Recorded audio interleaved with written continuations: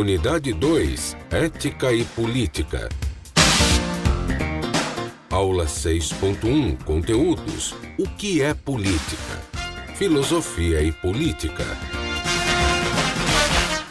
Habilidade. Compreender o genuíno significado do termo política e o pensamento político na sociedade em que vive. Boa tarde, queridos alunos. Boa tarde, professores, professoras. Estamos aqui, continuando esse nosso bate-papo, da filosofia, e hoje nós vamos tratar de um tema importante, que é a política. Mas para começarmos, vamos primeiro fazer a nossa revisão.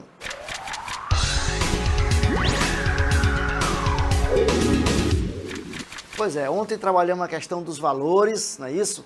Das escolhas, da ética, da moral. Então nós vimos que a nossa vida é uma vida de escolhas e essas escolhas são feitas a partir de valores, não é isso? Então nós vamos sempre poder escolher entre uma coisa ou outra a partir dos valores que nós preservamos, que nós temos na nossa vida, certo? Muito bem. Essa escolha que nós fazemos, a partir da liberdade que nós temos, ela vai nos dar o que nós chamamos de consciência moral. Então, a consciência moral, ela é essa autoconsciência do que nós fazemos, né? Então, confere ao ser humano a capacidade de julgar as ações, de você poder escolher, não é isso? E a partir daí nós podemos construir o nosso caminho, construir a nossa própria vida. Mas nós vamos sempre fazer isso todo dia, até quando você dorme, quando você acorda, você está fazendo escolha. Continuo na cama ou me levanto, né? Vou trabalhar ou fico em casa? Almoço ou não almoço? Tomo café ou não tomo café? Então veja, a nossa vida é sempre feita de escolhas, não é isso? Na vida, no cotidiano, mas também em coisas maiores que nós temos que fazer, certo? E nós falamos que é a liberdade que nos dá essa capacidade. É a liberdade que nos dá a capacidade, a possibilidade de nós escolhermos entre uma coisa e outra e a partir daí construirmos o nosso caminho, construirmos a nossa vida, né? Fazer o caminho, não é isso? Então veja, esses conteúdos, esses temas nós trabalhamos na aula passada. E hoje nós vamos começar com a questão da política e para tanto nós vamos fazer então o nosso desafio do dia.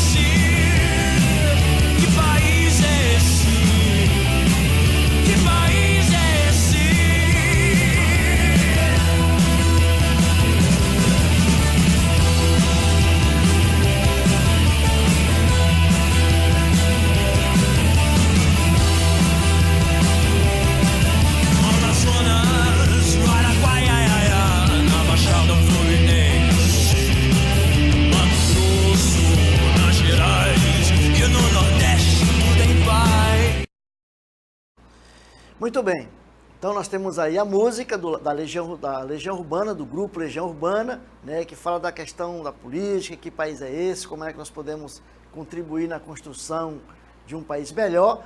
E aí vai então o desafio. Para você, o que é política? Você faz política? Então, o que você acha? Vamos tentar então, no decorrer da aula, responder essas questões. Vamos lá então?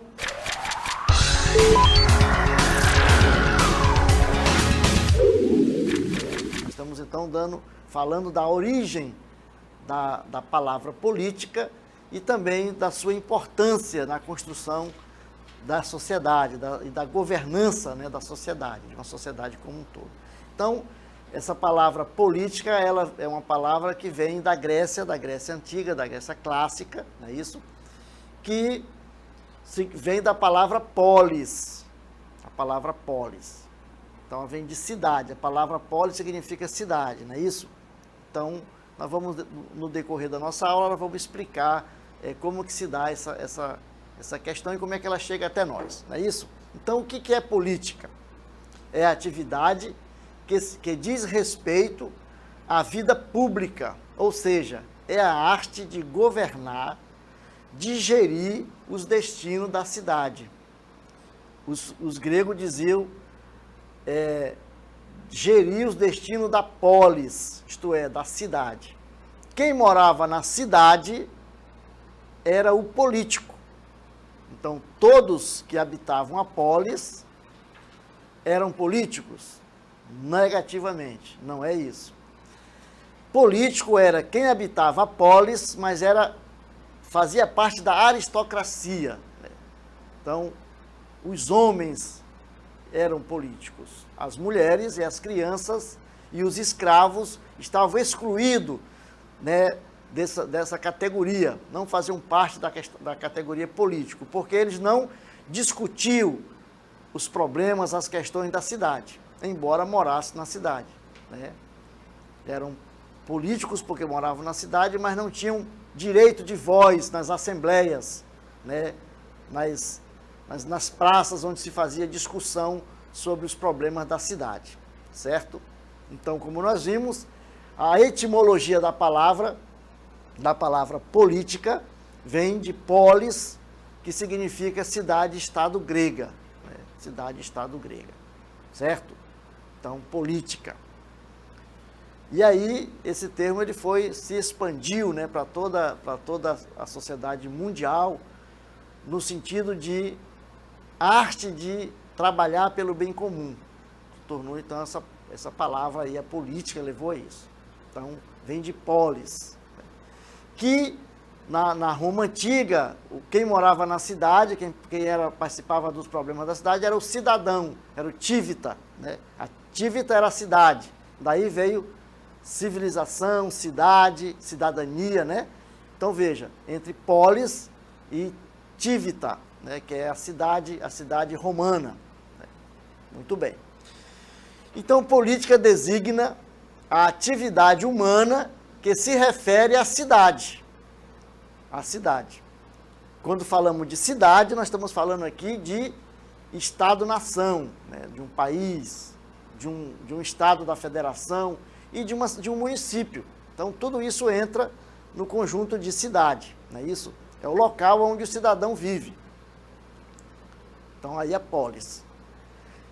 E aí, então, você na cidade, como você vive com outras pessoas, você tem que discutir a questão do bem comum. O que é o bem comum? O bem comum é aquilo que pertence a todos. A questão da saúde, do saneamento básico, da educação, da segurança, transporte coletivo, né? Questão da água, né? Água tratada, uma água tratada. Tudo isso faz parte do bem comum. Hospitais, né? As praças, as ruas, é o bem comum. Né? Então, a tradição grega, a palavra política é a arte de governar a cidade. Né? Então, aqui é a questão do governo dos cidadãos. Governo dos cidadãos, isto é, a governança da cidade. Mas era fácil naquele tempo fazer política e participar da política, porque a polis grega era pequena, era um local pequeno, onde dava para as pessoas, e nem todos podiam participar das discussões, apenas os aristocratas, os bem-nascidos, né? eles então iam para a praça pública e aí eles então discutiam os problemas da cidade. E o político era aquele que tinha poder de voz, né, e de voto na Assembleia. Quando eles reuniam nas assembleias, eles tinham poder de voz, né, e de voto, certo? Então, quando a gente pensa em política, nós temos que pensar em polis, em cidade-estado grega. Então, cada cidade-estado grega era um centro político, social e religioso autônomo. Então, tinha várias cidades no espaço, no território grego. É isso? Eram autônomos. Com uma classe dominante, os deuses e o sistema de vida própria de cada uma. Então, aí eles se organizavam. Se você observar, nós vamos ter, por exemplo, Atenas, onde surgiu a democracia, e nós temos Esparta, onde o regime político era diferente, né? Então vejam que as cidades-estado gregas, cada uma tinha uma maneira diferente de se organizar e trabalhar no bem comum, certo? Então, vamos então continuar nessa reflexão da questão da política, certo? Então, os gregos, eles davam um nome apropriado, né, para quem pudesse participar das questões da vida pública, né, da comunidade. As pessoas que poderiam, né, chegar nas assembleias e se colocar, ter um poder de voz, poder de voto nas assembleias. Então, esses camaradas, eles eram os chamados políticos. Então, o político é o cidadão que vive na polis, não é isso? Então, quando se discute a questão de todos por um, né, e um por todos, um por todos e todos por um, digamos, né? Então, esse camarada é o político, aquele que vai lá, que vai discutir os problemas da cidade, que vai propor melhorias, etc., e discutir como que está sendo gasto o dinheiro público, aonde tem que ser investido, etc. Então, esse cara é o político. Na Grécia Antiga era assim. Então, todo cidadão que não fosse mulher, criança ou escravo, ele estava apto a fazer essa discussão, poderiam participar, né, da discussão. Por isso que aqueles que não participavam dessas discussões e que ficavam pensando só em si, no seu próprio umbigo, aí eles deram o nome de idiotas, que era o idiota, né? Então existia uma diferença entre o político e o idiota. Nós vamos ver isso mais tarde, daqui a pouco a gente vai passar um videozinho que vai tratar dessa questão, para a gente esclarecer, né? Então o político era aquele que discutia, que estava preocupado com o bem de todos, né, e queria a melhoria de si e para os outros. E o idiota é aquele que só pensava no seu próprio umbigo, né, que pensava só em si, certo? Muito bem. Então vamos continuar nessa reflexão aí e vamos ver então como que a polis, né, as pessoas que se reuniam ali, eles tinham essa noção da comunidade. Então se entendia que todas e todos eram e deveriam ser políticos, a partir da noção de que polis, né, é a comunidade, a cidade, a sociedade, e é nela que a política, né, que nós vamos viver e que nós vamos construir a nossa vida. Então aí nós tínhamos o poder de discutir, de melhorar, de buscar melhoria para todos. Então vamos ver lá o vídeo onde o professor Mário Cortella vai falar essa questão da diferença entre o político e o idiota. Vamos lá?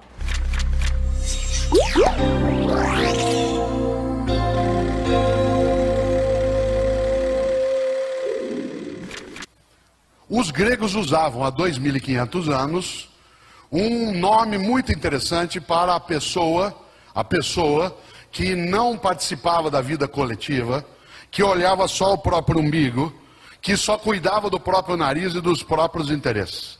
Há 2.500 anos os gregos chamavam a pessoa que acreditava que é cada um por si, Deus por todos, eles a chamavam em grego de idiotes. Da onde veio a palavra idiota? A palavra idiota na origem significa aquele que está fechado dentro de si mesmo. De onde você tem a palavra idiosincrasia, que a Ana e a Beth usaram, identidade, id de próprio.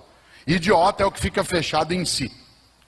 E eles davam outro termo à pessoa que participava da vida da comunidade, que queria atuar, que achava que o ditado que vale na vida é um por todos e todos por um. A esse os gregos chamavam de político. Sério? Aquele que participa da vida da cidade. Aquele que participa da vida da comunidade. O idiota é o que se fecha em si. O político é o que se abre para o conjunto. Por isso, atenção, na Grécia clássica, o idiota é aquele que não participava da política. Nós conseguimos inverter isso. E é preciso revigorar essa ideia. É preciso reinventar essa ideia. É preciso evitar esse sequestro semântico que foi feito. Por isso que o livro se chama, Mauro, o do Renato Janine Ribeiro e meu, que foi lançado ontem na Bienal, se chama Política para não ser idiota. Política para não ser idiota. Isto é, a política na família, na escola, no trabalho, na igreja, no sindicato. E a intenção nessa reflexão, que é uma conversa entre mim e ele, é fazer com que a gente não seja idiota. Isto é, que a gente não esqueça o que diziam os antigos: os ausentes nunca têm razão. Os ausentes nunca têm razão. Raul Seixas nos ensinou que é possível sim uma sociedade alternativa. Não precisa ser necessariamente como ele e Paulo Coelho criaram. E a letra é do Paulo Coelho na música, mas é preciso, antes de mais nada, que a gente seja capaz de não ficar vítima do óbvio. Isto é, evitar o mais reacionário dos pensamentos, que é: a vida é assim. Porque isso é a nossa derrota. A ideia de que não é possível fazer de outra maneira, reinventar. Muito bem. Esse senhor que estava falando no vídeo aí é o professor Mário Cortella, que a professora Érica falou para vocês ontem. Lembra que ela trouxe a ideia aí do que devo, devo e posso, não é isso? Lembram lá? É a ideia dele aí, é o pensamento do Mário Cortella, que é um filósofo brasileiro muito importante aí, que faz a gente refletir, né?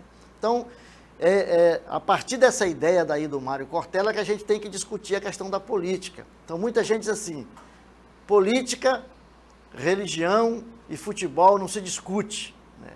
Ao contrário, você pode até não discutir futebol, você pode até não discutir religião, mas política você tem que discutir. Nós temos que discutir, temos que nos inteirar, porque ou nós somos político ou somos idiota, né? E nós não queremos ser idiota, nós queremos ser alguém que participa do processo construtivo da nossa sociedade. Nós queremos estar aí atuando, colocando as nossas ideias, né, para poder melhorar a vida da sociedade. Não tem saída fora da política, gente. Anotem isso aí. Não existe saída fora da política. O que está acontecendo no Brasil é uma criminalização da política, como se a política fosse algo errado, criminosa e pecaminosa que nós temos que odiar. E aí, o que acontece com isso? Pessoas inescrupulosas se apropriam desse espaço para se auto-enriquecer e para enriquecer os seus, né? Então nós temos que cuidar bem disso. E isso, a mídia, principalmente a mídia televisiva, ela tem passado essa ideia de que política é coisa suja, que política é coisa ruim, que política é criminosa, não é isso? E não é, não é. A política é a arte de bem trabalhar pelo bem comum, é a arte de onde você vai melhorar a vida da sua comunidade, da sua cidade, do seu estado e do seu país, não é isso? Não tem saída fora da política. É isso que nós temos que discutir, né? E temos que trabalhar essas questões. Vamos então continuar, porque existe o que nós falamos, essa ideia errônea de política no mundo de hoje. Existe essa ideia, essa noção errônea, isto é, uma noção de que a política profissional, né, é um espetáculo que provoca repulsa no cidadão comum. Então, como os políticos estão agindo, os políticos profissionais estão agindo na política, faz com que a gente odeie a política. Não, nós podemos até ter ojeriza para certos políticos, porque também não são todos. A gente não pode colocar todo mundo no mesmo balaio. E é isso que é o mal, né? Tem pessoas que hoje, para poder ganhar eleições, eles se declaram apolíticos. Eu não sou político, eu sou apolítico. Mas aí, como é que eles se candidatam? E como é que eles se elegem a prefeitos, a governadores e querem ser até presidente da República, dizendo que não são políticos? Não. Se você participa da discussão, se você está filiado num partido político, você é político, até porque todos somos políticos. Alguns são filiados a partidos políticos, que são os chamados políticos profissionais. Mas todos nós, cidadãos, somos políticos porque nós estamos interessados na discussão da nossa comunidade, nos problemas da nossa comunidade e queremos trabalhar para melhorar essas questões, né, que ali aflige a nossa comunidade, certo? Então é importante a gente desmitificar, descaracterizar, desconstruir essa ideia de que política é algo criminoso, né? É algo sujo, é algo errado. Pelo contrário, né? Não é não. É a arte de trabalhar pelo bem comum. Essa é a ideia, né? Muito bem. Então vamos lá. A política não profissional, né, como um ato esporádico de escolha de um representante sobre cuja atuação não se tem controle. Então, muitas vezes a gente coloca a política como como apenas uma pessoa ou em alguém que está exercendo um cargo público, né? Não é isso. A política ela se dá no dia a dia da nossa vida, né? Em todos os momentos da nossa vida ela está acontecendo ali. Então, esse preconceito que existe, é preciso que nós, então, desconstruamos esse preconceito, não é isso? Então, a micropolítica, como uma prática cujos determinantes passam despercebidos para a maioria das pessoas. E nós, então, estufamos o nosso peito e dizemos: eu odeio política, eu não discuto política, por que isso, por que aquilo, né? Não, a política tem que ser discutida. Nós temos, porque ela faz parte da nossa vida. O problema da nossa água, o problema da nossa escola, os problemas do nosso transporte, né, da saúde pública, passa pela política. Se nós não nos interessarmos com isso, não estamos interessando pela nossa própria vida. Não é isso? Então é preciso a gente trabalhar e discutir essas questões. Não é isso? E aí nós vamos trazer para cá filosofia e política. Existe a filosofia da política, né? É a parte da filosofia que discute e reflete sobre a política, né? Como aqui nós estamos falando do ideal da política, né? A política como conceito, né? E como ação também. Então, uma reflexão filosófica acerca da política contribui para a nossa educação enquanto cidadãos e nos fornece uma base para o exercício da cidadania, né?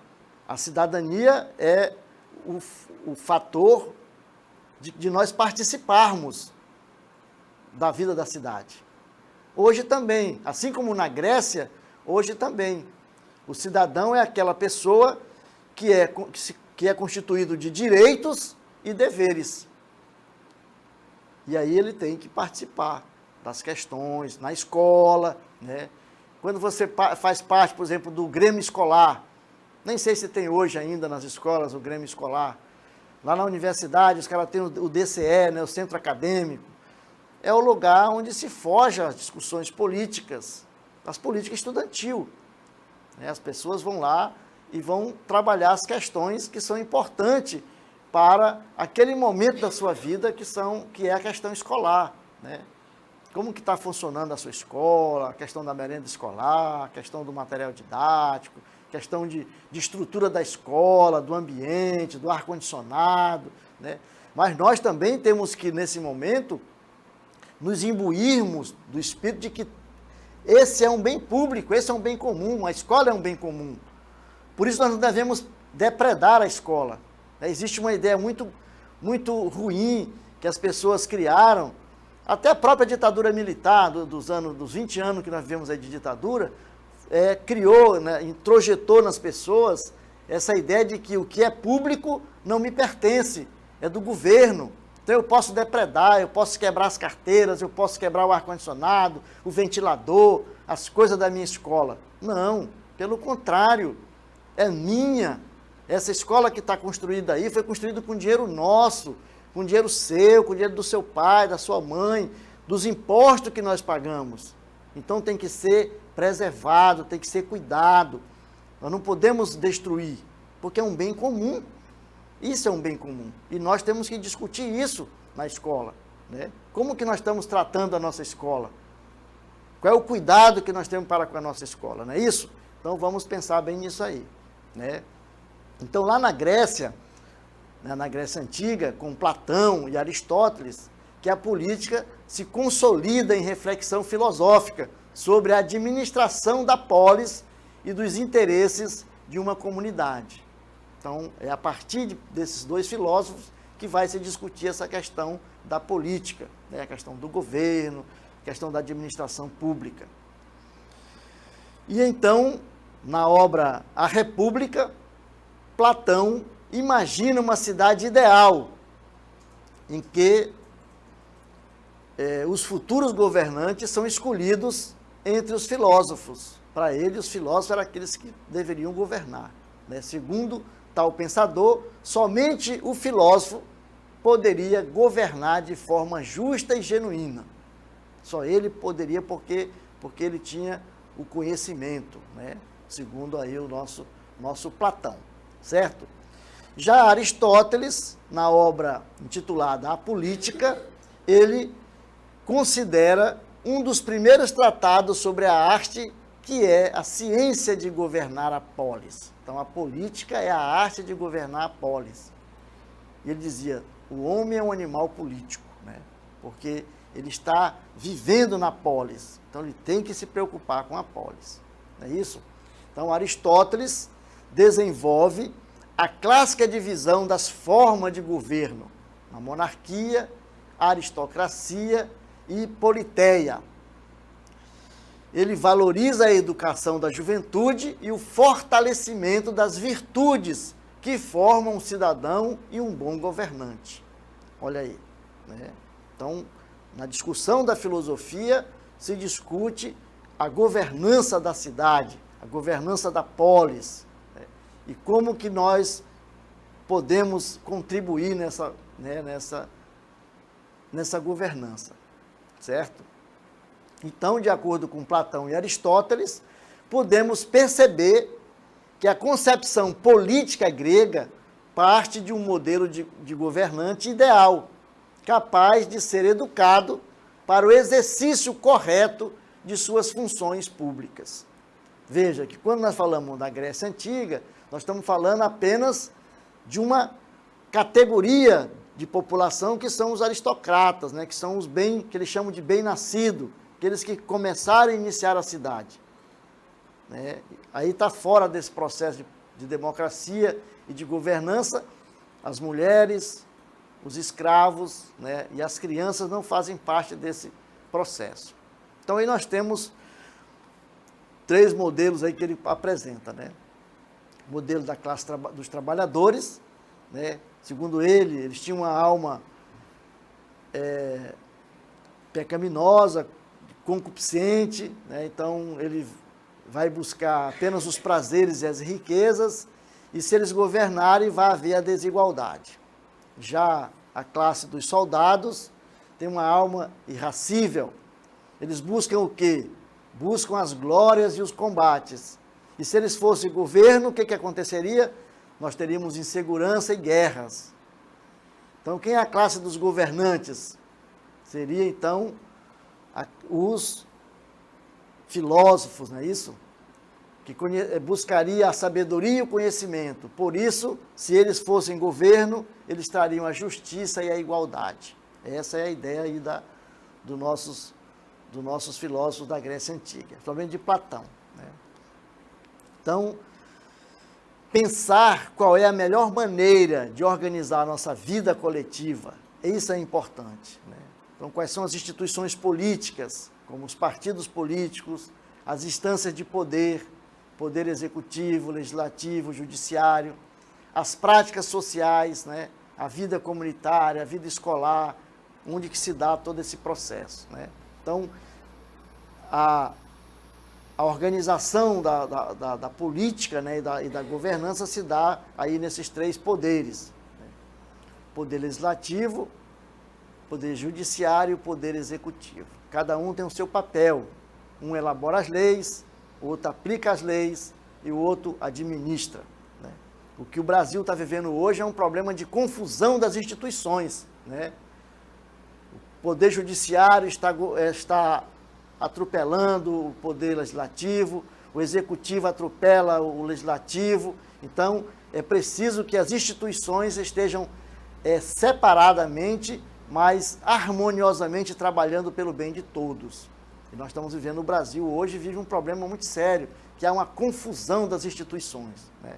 Então, se vocês assistem jornais, aí a gente sabe disso, a gente vê que passa todo dia, né? Como é que está sendo, como é que o nosso país está vivendo. Então é preciso organizar e estruturar, né, a nossa sociedade política, administrativa, né, e judiciária no Brasil de hoje. Então a filosofia nos fornece elementos para pensar na política de forma mais abrangente e nos mostra que todos somos políticos, ou que chamamos de política, chamado política normativa. Então nós somos políticos, porque nós nos preocupamos com a nossa cidade, com a nossa polis, não é isso? Com a polis, e a polis é a cidade, e é na cidade que nós vivemos, é na cidade que nós temos que ter educação, transporte, moradia, né, saneamento básico, educação, etc. Lazer, cultura, tudo isso faz parte, né, do processo. Nada disso está isolado. Então, a política normativa é típica da concepção grega, prevalece tanto na antiguidade romana, com Cícero, quanto na teoria política medieval, quando ainda busca se definir as virtudes de um rei justo e bom. O que é um rei justo e bom? O que ele tem que ser? O que ele tem que fazer, né, para que ele possa ser considerado uma pessoa boa? É aquele que vai trabalhar sempre pelo bem comum. Na Idade Média, as reflexões sobre a política, ela tem como característica fundamental a influência da Igreja Católica nesse período, né? As teorias políticas enfatizam a supremacia do poder espiritual sobre o poder temporal, isto é, o poder dos reis.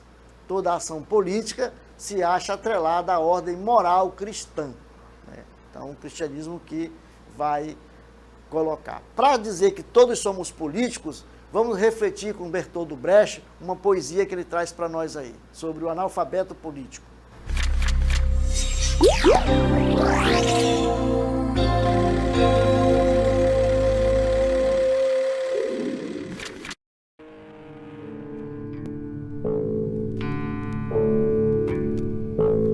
O pior analfabeto? O analfabeto político. Ele não fala, não ouve, nem participa dos acontecimentos políticos. Ele não sabe que o custo de vida, o preço do feijão, da farinha, dependem das suas decisões políticas. O analfabeto político, ele é tão burro que se orgulha e estufa o peito dizendo: eu odeio política.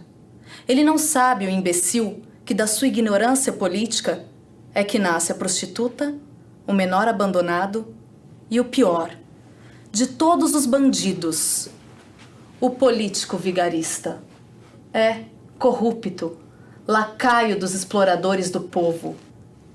Desconfiai do mais trivial, de aparência singela, e examinai, acima de tudo, o que parece ser habitual, pois em tempos de guerra, miséria, desordem sangrenta, nunca pode se dizer que é natural, ou nunca pode acreditar que será impossível de mudar. Muito bem, então nós não queremos ser analfabetos políticos, não é isso? Nós queremos ser políticos no sentido real do termo e participar da vida da nossa sociedade, da vida da nossa comunidade, da nossa cidade. Muito bem. A sua aula continua no próximo vídeo.